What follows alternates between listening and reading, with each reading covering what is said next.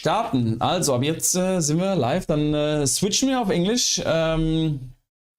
Just give the people a little bit of time to joining the stream, and then we'll start pretty soon about Julia, about talking about your career, about how it all started, when you did pick up the first racket. I was reading that your parents are also big tennis fanatics. That's probably most likely the reason why you got into tennis, but that's what we talk in a second.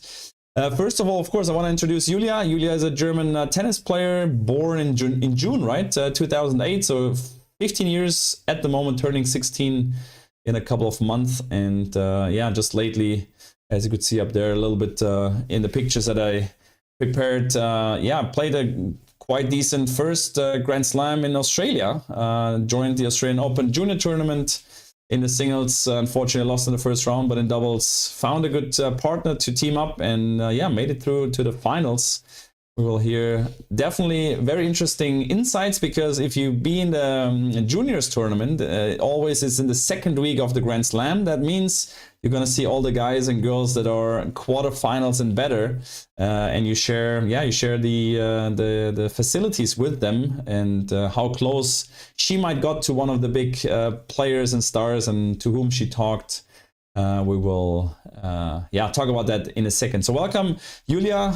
You can give us a short introduction from yourself, and then I'm just starting with my questions that I have throughout the stream. Yes, so hi, I'm Julia. I mean, yeah, I'm 15 years old. I was born in Germany, currently living in Switzerland. So a little bit of everything in my life, yeah. Very, very nice. We come to the first question regarding your just what you just said, that you were born in Germany and now lived in Switzerland. Can you give us a short insight on how that came up, or we just started? No, we just started with you were born, and then how did you get actually into tennis?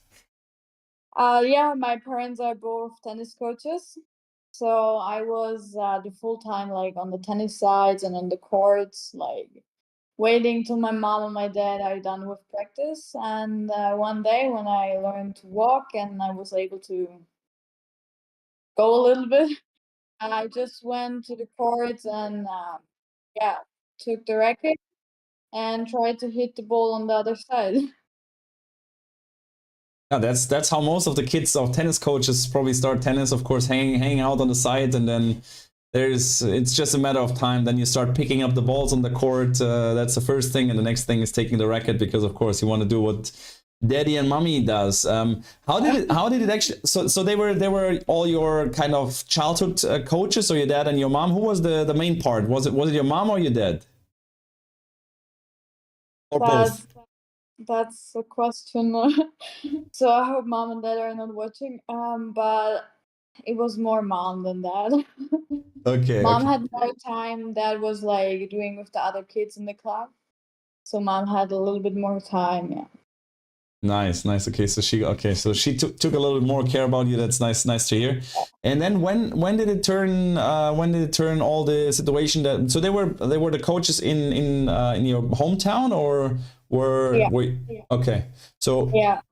And how did it happen you moved to Switzerland? I mean, I know that you got coached by a kind of quite famous coach. When did it all start up? When was the first contact? I'll give you a short insight about the coach in a second, but when was the first contact with your coach right now? It was like till I was 5 years old. My mom and my dad did everything, and because my dad is from the same town like my coach, we just went to her, and my parents were asking like, what do you think? Is she good? Is there something she could do better? And yeah, so we started going there once in a week, and I mean, every year it's getting more and more. And once I was 5 times a week there. Okay.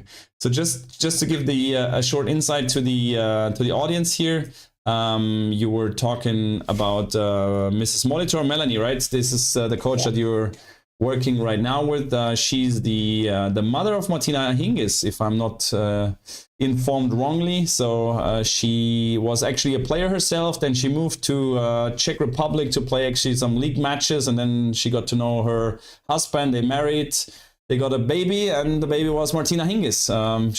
She was then kind of the same happened to her than what happened to you. She was born into a family of 2 tennis coaches and tennis parents, and then the story of Martina Hingis, we don't need to execute that in the stream, of course.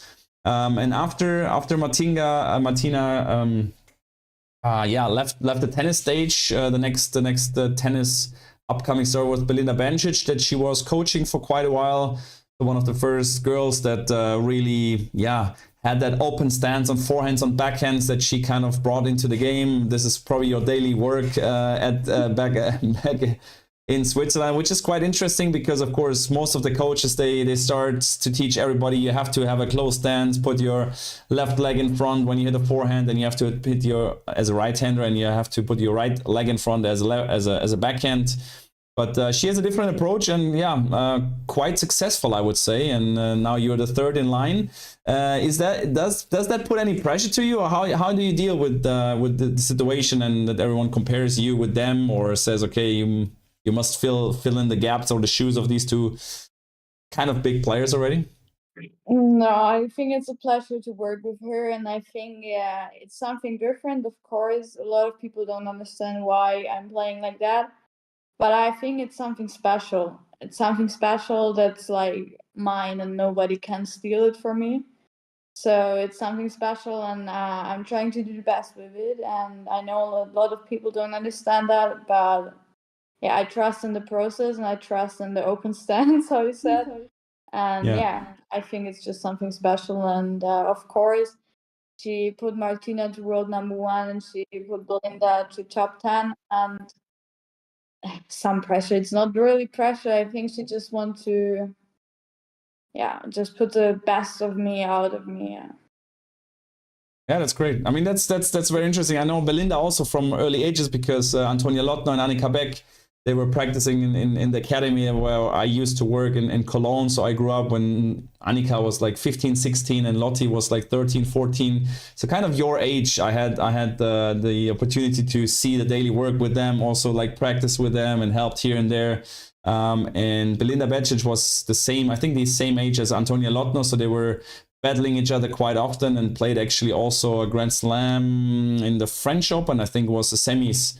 Where Antonia Lottner was, and she lost to Bencic in the semis there. So I know her already also for so many times, and all that was like kind of 10 years ago, and everyone was like, oh, there's Belinda Bencic, open stance. She plays everything open stance, like even balls where you should stand close, like you have a close stand, but no, she does not. She has the open stance all the way, and was already very interesting. And then she made it to the top. That's what you can say. Of course, people are doubting. I mean, the same with Theodor Davidov, you probably know him as well, like both forehands, like right hand forehand, left hand forehand. I mean, everyone sees him now and says, okay, this is weird, like I would not teach this, but okay, once he makes it, then everybody is maybe rethinking what really matters, and there's also several ways of getting to the top. There's not the only way and the only stance that you need to use to get up to the top. So, but coming back to you. So you went there. You said at the age of when you fully moved to Switzerland. We moved to Switzerland 2.5 years ago. Actually, maybe 3. I don't know. Okay. But because my dad started to work there, and it was closer to my coach, and it was better for every one of us. So yeah. Perfect. And your parents also moved there, so they're giving lessons now also in the academy where Melini's practicing, or? No, it's in a different town, but Okay. My dad is getting coached there, but my mom is a lot with me, so she don't have that much time to get lessons, but yeah. Okay, got it. Okay. So and then about the school, let's talk also about the school, because the Germans, they're known for like being very, very strict with the school. You cannot like practice like the Russians or other countries. You have to go to school several times. How does it, how do you do it? Because most of the people, they don't know that there's options like what you do at the moment. So give us a short insight in your daily school routine and what it's about. Yeah, I'm going to private gymnasium in Mannheim. And it's one of two schools in Germany that supports sports, and most of the kids are tennis players actually, and they have like, you have to go twice in a week to school, and when you are like German Tennis Federation, when you have this special, then you have to go only once in a week. So actually, you get everything. You still have to do homework. You still have to go online lessons. You still have to work for the school. But they just support me, and they trying to help me, and that's why I'm really thankful that I can go there, and I can do the process with them. Makes sense. How much how much practice do you have per week? Probably like 5 or 6 times a week, I would guess. Practice every day. How does it, like a general practice day looks like, regarding also the school? Like, where did you put in the school? Like, you get up at what time? Like, take us through one day of Julia Stusek practicing in Switzerland. So actually Monday is my school day. So Monday I have to go to school at 9:20. And I'm still at 4 p.m. I'm still in school. So it's full day, just school. But I mean, I'm only once there, so it's fine to just sit the full day in school. Okay. But so like Tuesday, Wednesday, normally like standing up 8, actually maybe 7:30. And then have the first practice 9:30, 10 till 12, 11:30. After I have lunch, and then I'm trying to do as well some homework, just to use the time I have. Normally I have at 2 p.m. the second practice till 4 or something. Yeah, sometimes it's longer, sometimes shorter. It's on like the day how I feel and how it's going. And yeah, then I have like recovery, physio, or ice bath, something like that. And after I'm trying to do school again, if there's time and if I still have to do something. It depends a lot of how much I have to do in the week or how much practice I have. Got it. Interesting about the ice bath, because I don't know if you know that I'm going to the ice bath every single day. Doesn't matter in the river or any lake nearby or somewhere. Like, what is your ice bath routine? It's after practice, I guess. Like, how often, how long do you go into the cold immersion? Yeah, it's my physiotherapist. He's a little bit crazy, and he's going as well every day to ice bath, but he's like going into the bath and it have like 3 degrees or something. So, and yeah, he started to talk to me and saying, Julia, you have to do that. You have to go to ice bath. It's good. You need that. So yeah, I'm trying to go there. I should go every day, but there are some days I don't want to go because it's cold. But yeah, no, I'm trying to go there as often as it's possible. And of course, I'm trying to stand there something about 3-4 minutes. Okay, but like fully, like till the shoulders, or just the legs? Depends on the coldness in the water, but when I have like only the legs, I'm going to 3-4 minutes, and when I go full body, it's 2 minutes. Yeah, but still good. I mean, this is of course a topic that's getting bigger and bigger. The cold water exposure and all the benefits. It's interesting to hear that also like young players already like starting to get into it through coaches, through physios, through whatever.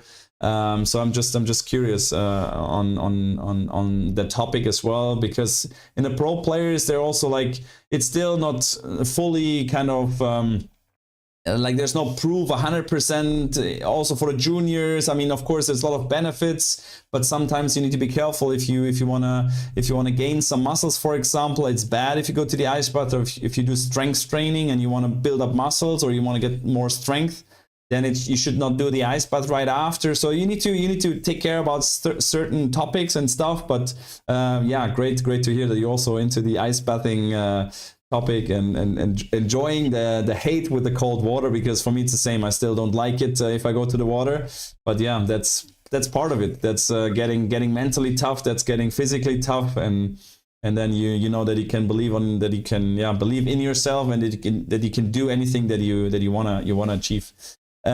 Great to hear. Jumping back to the Australian Open, I mean, the first we just jumped through the whole tennis junior kind of ages. Okay, now we know how you work in the school, how much you practice. Pretty similar to a lot of players that have that much practice already. The first time when really the tennis world came up to your name is when you went to Tarps, to Le Petit Das, one of the most famous junior tournaments.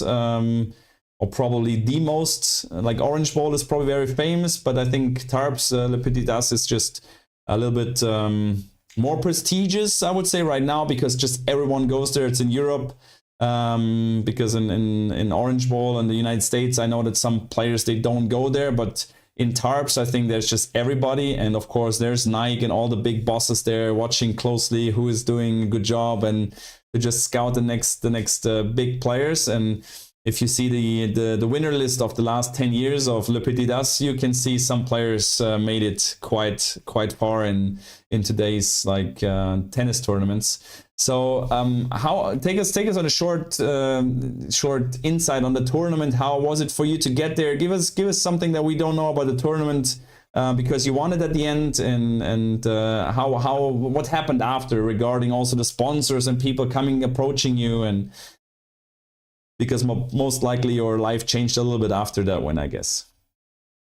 Yeah, first of all, I think a lot of people don't know that I was already there the year before. Mm-hmm. But I had to go home after the first match, like I won, and I had to do walkover because I had to go home. So actually, 1 year later, or no, it was only a half year later, because the tournament in 21 was like in the end of the year, a little bit earlier. So only like 4 months or later, I went back again. And yeah, I went there. And of course, there were a lot of good players. I mean, you said there's everyone.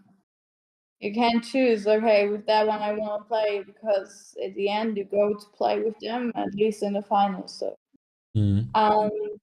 yeah, it was, every single round was tough, not only because of the opponents, but as well on the mental side. I mean, you have pressure and you have to deal with it. If you don't do that, you will lose. I mean, yeah, it is like it is. So, but yeah, I just try to be a little bit relaxed. I mean, it's hard, but I try to. I try to stay normal off court, and I stayed like, all right, just do the same like you do everything. So not like doing something special, or just the same, just trying to get the routines again. Of course, the final was amazing. I started getting nervous when I went on the court. And I mean, the crowd for like under 14 is amazing. It's so big. And you don't know that. It was the first time I saw a big crowd like that, and they were watching me and my opponent. So actually, yeah. I mean, with sponsorship, it doesn't change a lot, win less petty does, because I had, and I still have had, because I think Had was the first one who believed in me and who believed in my process. I have had already 3 years. So in the age of 12, I got the sponsorship with Had, which is, I mean, unbelievable. It's just like I was 12 and I got a sponsorship. That's so true. Yeah, and I have Red Bull as well, and they support me already 2 years. So actually, as well, I was 13, and that's an age. I mean, I know that this isn't normal to get a sponsorship with Red Bull at the age of 13 years. So I'm really proud of that, and I'm so thankful for that. And I love that guys who believe in me, and I love the guys who supported me. And I have to say, without my coach and without my parents and my brother and my whole family, all of this wouldn't work. So yeah. Yeah, 100%. But were you signed at a like IMG or any like company? So you're completely free from any contracts with these kind of. Yeah. So my uncle has like his own like marketing. Okay. So he's helping me a little bit with that, but I'm not signed to IMG or Octagon or anything. Okay, that's interesting because a lot of players, of course, they do if they win TARP, so they get quite big. I mean, we have other Germans. They are already signed with IMG. The guys mostly in your age, kind of I mean, it's advantages and disadvantages, of course, that everything has, and everyone needs to know for themselves what is the best for them. Of course, they give you a lot of support. They give you a lot of course, they can arrange wildcards. They can get you in certain positions. They take you to practices with like really the pros and making you hitting partner in ATP tournaments. But on the other side, of course, you have to pay a little bit for it, or have to give up percentages on prize money if you make it somewhere. So that's always a tough call and a tough decision, but interesting and nice to see. And I'm also like the way that you just say, no, it's my way. I want to decide it my way, and I'm finding with my team the best options for me. So I really do like that take. So coming back to the juniors, most of the persons probably don't know that if you perform well in doubles, it also helps your singles ranking. That's what they implemented in juniors, because before, like some years before, doubles, no one cared about doubles because doubles was just playing for fun. There was kind of no doubles ranking, or like it didn't affect your singles ranking. But now if you play good in doubles, it helps your singles ranking. So coming back to Australia, you went there and you just freaking played the Grand Slam final. That gave you probably some points. I don't know how many points that is for the singles ranking. That's probably what you can tell me. But I would guess quite a lot, no? Yeah, it's a lot. I mean, I saw it and I thought I don't see it right, but yeah, it's you have 6 tournaments that counts for doubles in a single ranking, and yeah, every tournament you're doing like 4 times. I don't know how to say it. Yeah. And yeah, but actually it helps a lot. And in the beginning of like my junior career, I wasn't playing doubles a lot, so I had points like maybe 32 points for doubles, and the girls in the top had like 500 points. So But where did you learn doubles then? If you said you didn't play doubles much, I mean the Grand Slam finals, I mean everyone is playing doubles there, so you should be kind of good in doubles. And if you say you didn't play much doubles, like where do you like learn that? I mean, I was practicing with Martina Hingis, and Martina Hingis was the one in the world in doubles. So actually, she told me a little bit. Yeah, I had a pleasure to play with her doubles. So. Oh, nice. Where did that happen? I was in Switzerland, like. Okay. Yeah. But it was not an official tournament. No, it's like okay. The teams played. Okay, nice. Yeah, matches, so kind of. I know a little bit about doubles, but I wasn't playing a lot, so we are quite happy that we did it to the final. I mean, it was amazing. Yeah, and that catapults you to a ranking of 36 now in the world for under 18s, and now you're not even 16, so that's quite impressive. That means also you're almost close to being seeded at the next slam. So the next slams, of course, is the French Open, Wimbledon coming up. How excited are you for playing on grass, actually? I'm really excited. I mean, I think that's something special. And I think as well, like my game is a little bit, I think it could work on grass. So I'm not scared of that, but I'm excited for it. So I think that's good.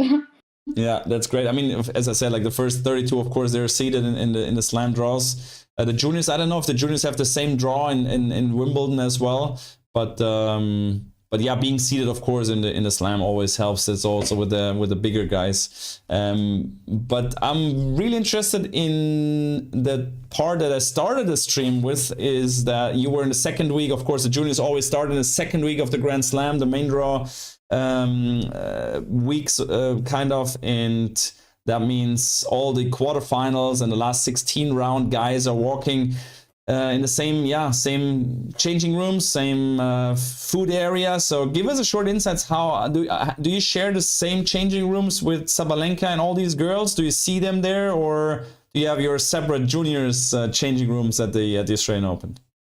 Yeah, in Australian Open, like what I hear is quite interesting because like the first time till you get quarters in singles or semis in doubles, you are like in the National Tennis Center. They are practicing like pros when they preparing for the match or practicing after the match.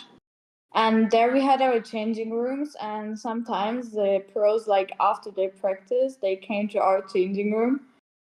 So I saw Iga Swiatek sitting in my changing room, or like Sorriba Storm as well. Yeah. And after we got to the semis, we were allowed to go to the Rod Laver, to the changing rooms, and like the area is full, like for the pros and for the coaches and everything. So that was quite interesting. But we had different changing rooms like them. But we were in the same gym, and we were in the same, like, where we're getting food. So I was eating lunch, and I saw Nick Kyrgios, I saw Daniel Medvedev, I saw Qin Wencheng, yeah, and Alexander Zverev. I actually was in the ice bath, and Alexander Zverev was there as well. So yeah, So I you were was ice sitting in bathing the with ice Sasha bath. Zverev. Yeah, That's was that. cool. That's a good one that you can put on that you can put on your experience at a Grand Slam. Did you talk or practice with one of the pros there? Actually, no. Not It's yet. days are long, very long when you're playing, Sure. because you have to prepare, you have to eat, you have to wait, you have to cook when you're going on court. After you have to do recovery, so they are long days. And as well, I mean, yeah, I see the pros next to me, but I don't want to like annoy them with talking to them, because I think they have to prepare for their own business. So yeah. Sure. I mean, of course, if they're in the locker rooms or in the, I mean, the most common situations are, of course, when they just finish practicing and they don't have a match in the day, because, of course, if they have a match on the same day, you better never talk to the pros, because yeah, this is just not what the pros want. I mean, there was, I don't know if you have seen it, before Sinner went on the court at the final in the Australian Open. He went, he was in the hallway where he had to enter the relay arena, and there was one guy, and he had a badge, so he had an official badge, and he went to him and he wanted to make a picture, and he asked him, and Yannick, as nice as he is, and he's such a nice guy, he came and says yes. So right before he stepped on the court in the final, he made a picture with that guy, and then a security officer came to that guy and he pulled him away, put off his credential, and escorted him out of the spot there. So he probably lost his job. I don't know. I mean, I can understand that in that moment you better just leave the players alone. I mean, they're playing a Grand Slam final, and you're just standing there and saying like, hey, can you please take a picture? And Yannick said, yeah, no worries. So that was interesting to see. So before we get to some questions from the chat, I will shortly ask you some questions, and you just give me a short questions and short answers. So the first question is your biggest idol in like tennis idol wise. I mean, there are a lot. So I Okay. have to say Martina, because yeah, I mean, I was watching up to her every time I was like playing with her or just watching her matches. So, and of course Belinda, because she's like something I trying to play. like doing the same. And Iga Swiatek, of course, she's so young and unbelievable good. Yeah. And Novak Djokovic and Rafa Nadal, all the guys. I mean, what I do at this age is also great. And Carlos Alcaraz. I don't know. I just love that guy. He's smiling on court and he's just enjoying everything. So That's true. That's true. Nice guy. But out of all these persons, if you see one in the restaurant, like for example at a slam, on with whom you would be the most nervous if he sits onto your desk and he would say, "Hey Julia, how are you doing?" I think it would be Rafael Nadal because I think he's such an just great man and great as well human. So I think, and as well he did so much and he had so much problems. So it would be as well so interesting just to talk to him and to find out how he deal with that and how he was always getting the motivation to come back. Makes sense. Okay, your favorite slam. I mean, if you have not been probably to all of them yet, have you been to the French and to Wimbledon yet as a spectator? No, not even. Like I played a match on court 14 in French Open, the final of one Tennis Europe tournament. Yeah, I know that. Yeah. But actually, I always loved US Open. Okay. But now I went to Australia, and I really have to say that one is really amazing. It's just seeing Rod Laver, seeing Margaret Court, seeing John Kane Court playing on court 3, actually, big court. And I think Australian Open as well. And now, especially with the experience, of course, of taking a trophy back home, makes it forever special. Definitely for all your career. Definitely. Where was the final actually hosted? Your doubles final? Which court did you play? Court 3? Court 3, yeah. Okay, interesting. Okay, the next question is your favorite stroke. What is your favorite stroke?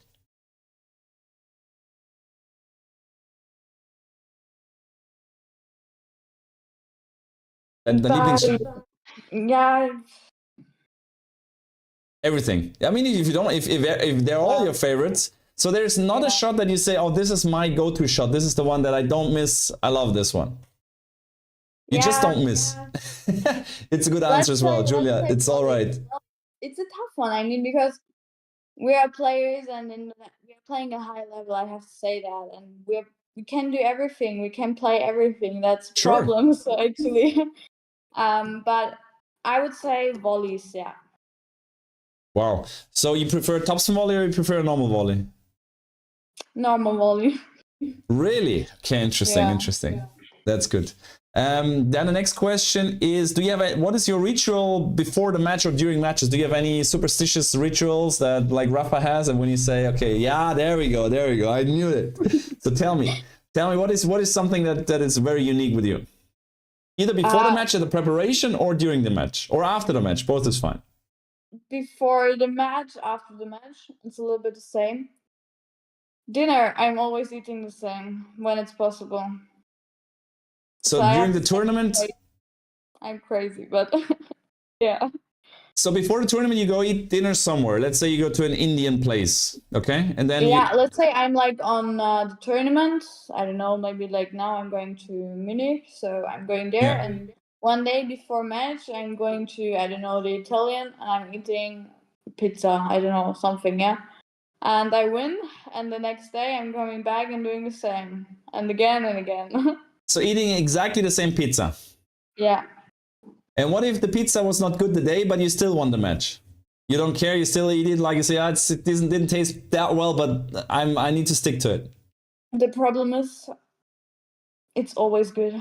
It's always tasty good. I mean, pizza is always good. I completely feel you. I completely feel you. Another question is, what would be your dream job if it would not be a tennis pro? I was thinking about that not a long time ago. It's a good question because, I mean, what will I do when I'm not getting like good in tennis and I have to do something different? But I really have to say I don't have an answer for that. But I know I like animals, so yeah. And as well. So working in a zoo, or what could you imagine? Yeah, I know it's different, but I love animals and I love horses as well. Huh? So maybe something with horses. Okay. Or yeah, I mean, being a tennis coach or like working for the German Tennis Federation and trying to help the young kids and just telling them that, yeah, I mean, everybody has some problems, so, and trying to help them through these problems and like supporting them. That's interesting as well. So Okay, nice. So two more questions, and then we get to the end of the interview. One question from the chat is, what is the biggest difference when playing the WTA pros compared to the juniors? Yeah, it's consistent. Like in juniors, you have some players they playing good for one set, and then like they have breakdown, trying to do mistakes, trying to get like a little bit negative and everything. And I think when you're playing on the WTA, you really have to play every point and every single point you have to do and give your best, because when you have like these blackouts and starting to do mistakes, you're gonna lose. Yeah. No, the margin's getting very, very, very smaller. They're very much small. That's absolutely. One last question that I have prepared is your, besides Martina Hingis, what is the most special cell phone number you have in your cell phone? Yeah, it's Martina, of course. Besides Martina. But as well, I have Barbara Rittner and Annalena Grünefeld. Okay, yeah, the German. They're responsible. Yeah, they're responsible for the German junior team. For those in the chat that don't know it, Barbara Rittner is also taking care about the Fed Cup team, captain of the Fed Cup team, and yeah, for many years supporting the Germans, also the juniors, of course, with together with Porsche, trying to build up yeah, the junior team and helping the German female juniors to make the next step and to yeah, to help them also financially. So this is what. But you're not in the Porsche team yet, no? No, I am in the Porsche Talent team. Okay, yeah, in the juniors team, exactly. So yeah, that's like the first stage, and then later they get to the Porsche team. So the best, I think the best 5 girls in the rankings and WTA rankings, they are in the Porsche team. So they get financially supported, as Julia probably also get financially support from Porsche as well, because she's in the juniors team. So the next gen kind of team. And Porsche puts a decent amount of money into female tennis, as they have the Porsche Cup also in Stuttgart, where Julia, if she progresses, she will also probably get wildcards there to make it yeah, to give her just a chance of competing in these tournaments. And definitely I can tell you Porsche Cup is one of the most amazing tournaments, of course not comparable to the Aussie Open, but definitely one you will like to play and you will like to be at. Perfect. Guys, that was actually it. I don't wanna take too much time from Julia, and that was already almost a 45-minute talk. It was a pleasure. Finally, we made it done after a long way. And of course, with the tennis players, it's always tough here, tournament there, and yeah, it's not that easy to catch you. But yeah, at some point, I'm getting you. Perfect. Thank you very much for taking your time, for giving you a short insight. Maybe we'll make an interview in 2-3 years. Let's see where it goes. Last question in that direction is, where do you see yourself in 2 or 3 years? So before you turn 18, what is your take on yourself? Are you pretty? Do you have like set goals that you really want to achieve, or you just more into the, I trust the process, I trust my team, and I'll do my best every day, and then I'll see where I get? Yeah, of course. You have to work every day hard, and, but I want to play good in juniors. I just want to give my best and show everybody that, well, the open stance can work. And after, I want to go to the WTA and hopefully doing there as well good. Yeah. And then we will see how it's going. Yeah, 100%. I mean, WTA ranking, you have already, I mean, the highest rank was around 750, I guess, was your highest rank. Of course, you didn't play too many ITFs or WTAs yet. I mean, still, when you're younger, when you're 14, 15, you have a certain limit also of playing these tournaments. So you cannot play 25 ITF tournaments when you're 14. They have limited this, which is good. So the crazy parents, sometimes they can't play or let the kids play 25 tournaments to increase rankings. But yeah, I'm definitely sure you're gonna find the right moment to step out of the juniors and getting more into the WTA and ITF tournaments. Once again, thank you very much, Julia. I wish you all the best. Stay healthy. That's the most important. Do your ice baths. I can tell you that's definitely good for your mental and physical strength. I wish you all the best. We'll see us maybe somewhere in tournament. Take care. All the best. And yeah, that was it. Thanks for joining. Thank you as well. Pleasure. Guys, see you soon. Bye-bye.